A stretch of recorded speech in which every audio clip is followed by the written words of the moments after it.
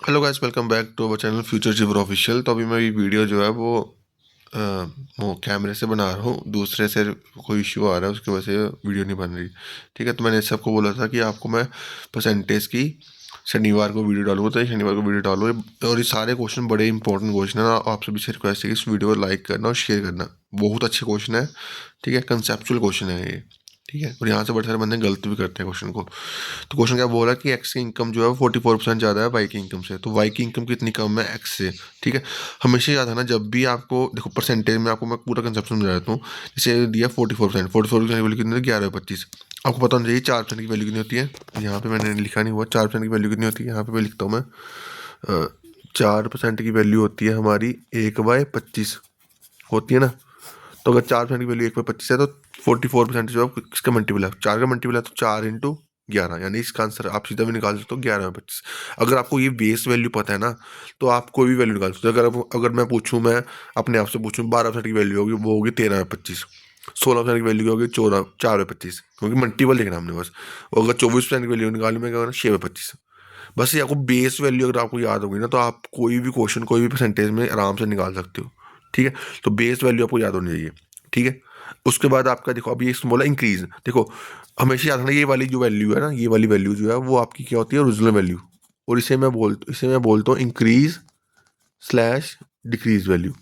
ठीक है, अब इंक्रीज स्लैश डिक्रीज वैल्यू का मतलब क्या है कि अगर कोई चीज़ बढ़ेगी ना, तो हम इसमें जो है वो हम ऐड कर देंगे। बट अगर कोई चीज़ कम होगी, तो हम इसको इसमें इसमें इसको माइनस कर देंगे। बट हमेशा याद रखना कि जो ओरिजिनल वैल्यू है ना, वो कभी भी चेंज नहीं होती, डजंट चेंज। कभी भी चेंज नहीं होगी ये चीज़, आप दिमाग में घुसा लेना। ठीक है, चाहे वैल्यू बढ़ेगी चाहे वैल्यू कम होगी, बट जो ओरिजिनल वैल्यू है वो वैसी की वैसी रहेगी। अब क्वेश्चन क्या बोला हुआ है? एक्स की इनकम जो है वो इतने परसेंट बढ़ी। तो एक्स की बढ़ी ना, तो वाई की कितनी होगी? वाई की वैल्यू ये होगी, वाई की वैल्यू कितनी होगी? 25। तो एक्स की बढ़ी तो हम ऐड कर देंगे 25+16 कितना आ गया? 25+11 कितना आ गया? 36 आ गया। अगर कम होती तो 25 में से 11 माइनस करना कितना आना? 9 आना था। बट बढ़ी तो हमने इसमें ऐड कर दिया। ठीक है, अब जहाँ पे चेंज कितना आ रहा है? 11 का। किसके ऊपर? अब जैसे जैसे लेस देन के बाद जो भी वैल्यू होगी, जो भी वेरिएबल होगा ना, यहाँ पे क्या है? वेरिएबल एक्स है, तो एक्स की वैल्यू क्या है? 36। तो 36 आ गया नीचे। ठीक है, यहाँ पे बंदे को बड़े सारे बंदों को कन्फ्यूजन होती है कि इसमें वैल्यू नीचे क्या आएगा। जो भी एक्स जो भी यहाँ भी होगा ना वैल्यू, वो उसकी वैल्यू जो है वो नीचे आएगी। तो उसकी वैल्यू नीचे आएगी, तो आप सॉल्व करो, आपका आंसर कितना आएगा? 30.35 ठीक है। उसके बाद ये भी क्वेश्चन बड़ा आता है न्यूमरेटर डिनोमिनेटर वाला, कि एक डिनोमिनेटर जो है वो इतना परसेंट इंक्रीज हो रहा है, डिनोमिनेटर जो है इतना परसेंट कम हो रहा है, तो फ्रैक्शन दी है आपको वैल्यू। ठीक है, जब भी इंक्रीज होगा तो हम फ्रैक्शन को हम एक्स वाई मान लेंगे। ठीक है, और न्यूमरेटर को एक्स मान लेंगे, डिनोमिनेटर को वाई मान लेंगे। तो न्यूमरेटर इंक्रीज हो रहा है 25%, तो 25% वैल्यू कितना? 1/4। तो 4 से कितना हुआ? 5। और डिनोमिनेटर इंक्रीज हुआ 10%, तो 10 से कितना हुआ? 9 हुआ। ठीक है, अब मैंने इस वाली वैल्यू को ऊपर ले गया, तो इस ऊपर ले गया तो क्या बन गया? 5/4 इक्वल टू 10/x, 10/9। ठीक है, अब मैंने is equal to x y y लिख दिया, जो वाली दी थी क्वेश्चन में 25/24। बाकी काटा पटी गई 5 से। ठीक है, उसके बाद 4 से, फिर 2 से, 3 से, फिर यहाँ फिर इसको मल्टीप्लाई करा 2 × 4 और 3 को ऊपर ले गए, तो 3/4 आंसर आ गया। ठीक है, बस इस टाइप के क्वेश्चन में आपको ऐसे ही करना है। कभी कोई चीज़ बढ़ेगी तो हम इसमें ऐसे इस फॉर्म फ्रैक्शन में ऐसे लिखेंगे। ठीक है, और इसके आगे मैंने क्वेश्चन में डाले हुए हैं न्यूमरेटर वाले, अगर होगा कोई। हाँ, अब यहाँ पे इस क्वेश्चन को देख लो। न्यूमरेटर जो है वो इंक्रीज हुआ 150%, तो 150% के लिए 3/2। तो न्यूमरेटर कितना कितना हुआ इंक्रीज हुआ? 2 से कितना हुआ? 5 हुआ। और डिनोमिनेटर जो है वो 300% इंक्रीज हुआ, 300% के लिए 1/3। तो 1 से कितना हुआ? 3 इंक्रीज हुआ, 4 हुआ। ठीक है, तो हम इसको लिखेंगे, इसको ये वैल्यू को, ये वाली फ्रैक्शन को ऊपर लिख देंगे, तो 1/4 बन गया।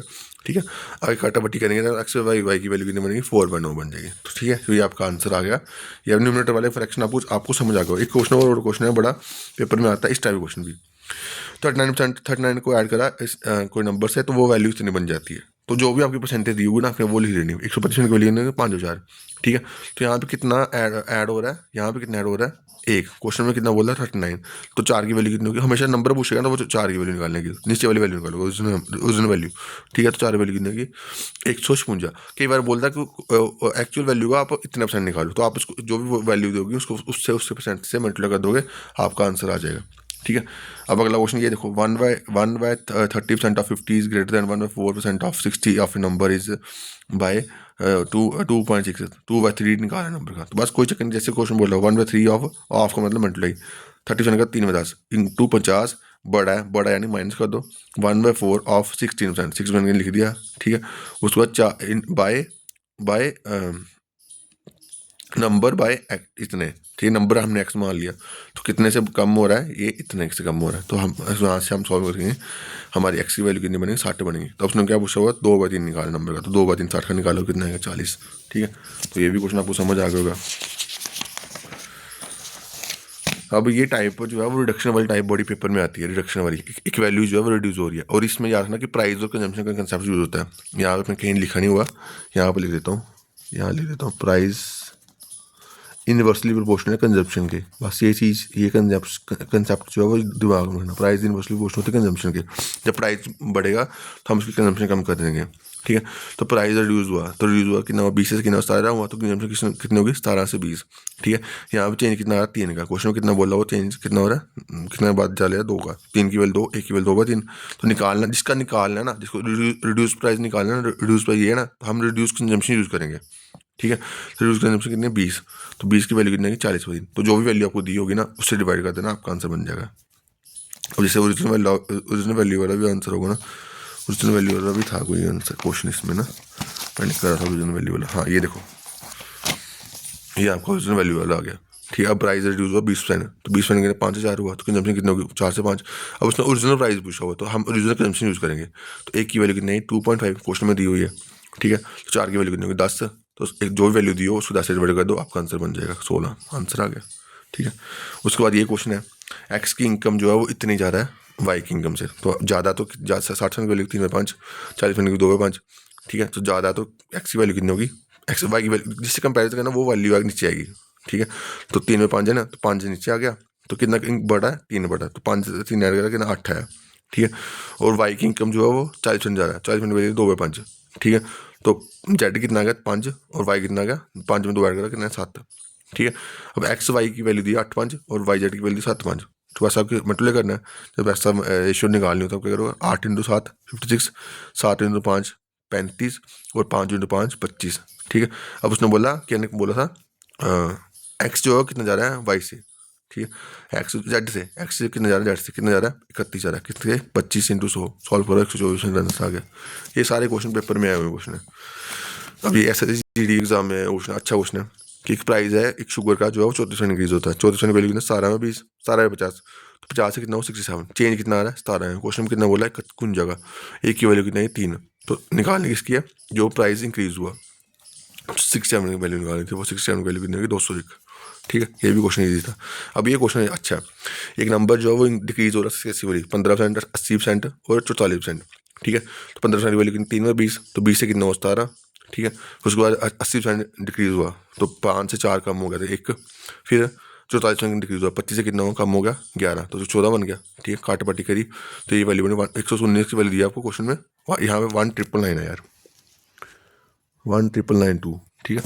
तो डिवाइड करो, एक की वैल्यू कितनी बनी 168, तो आपको क्या निकाला, इसकी वैल्यू निकाल दो, 1250 को मतलब कहते हैं 168 से, ठीक है। अब देखो अगर आप इस क्वेश्चन को पूरा तरीके से निकालो कितना टाइम मिलेगा, बट आपको डिजिटल सम लगाओगे तो आप 2 मिनट में निकाल लोगे। देखो अब जब भी जहाँ पे डिजिटल सम लगाना है, तो आपने जब सम 9 बन रहा है ना, यहाँ पे देखो इसका सम करो, डिजिटल का सम 8 + 1 9, तो 9 बन गया, हम इसको 1 मान लेंगे, तो 1 × 6 कितना बन गया 6, फिर 5 और 2 7 और 1 8, ठीक है। फिर मल्टीप्लाई करना, 8 × 6 48, फिर दोबारा ऐड करना, 8 × 4 12, तो 12 लिख दिया, तो 12 और दोबारा ऐड करना कितना बना 3, तो यार जिसका सम 3 होगा तो वो आंसर होगा, तो एक ही ऑप्शन था जिसका 3 बन रहा है, तो ये आपका आंसर आ गया। दोबारा समझा रहा हूँ, जहाँ पे सम बन डिजिटल सम जब सम निकालना, जब जिससे सम लगाना, तो हम जब सम जो है 9 बन रहा तो हम उसको 1 मानेंगे, ठीक है। तो यहाँ पर सम 9 बन रहा है उसको 1 माना, ठीक है।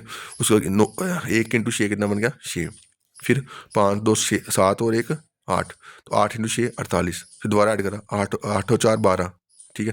12 को दोबारा ऐड करा 3, तो जो ऑप्शन 3 बना था वो आपका आंसर होता है। ये 3 बन रहा है, ये कितना बन रहा है 4 बना, ये भी नहीं होगा, ये भी 4 बना, ये भी नहीं होगा, ये भी 4 बना, ये भी नहीं होगा, तो ये आंसर आ गया, ठीक है। तो आई होप आपको चीज़ें समझ आई होंगी। ये सारे क्वेश्चन बड़े इंपॉर्टेंट क्वेश्चन है, और जिनको ये नोट्स लेने हैं आपको मैं नीचे नंबर शेयर कर देता हूँ, यहाँ लिख देता हूँ यहाँ लिख देता हूँ 8899, नंबर बोल देता हूँ, यहाँ लिखना मेरे प्रॉब्लम होगी, यहाँ कहीं लिखा भी होगा नंबर मैंने नोट्स में, हाँ लिखा है नंबर, ये लिखा हुआ 8899991804, इस नंबर पे मैसेज करके जो है वो आप नोट्स भी बाय कर सकते हो।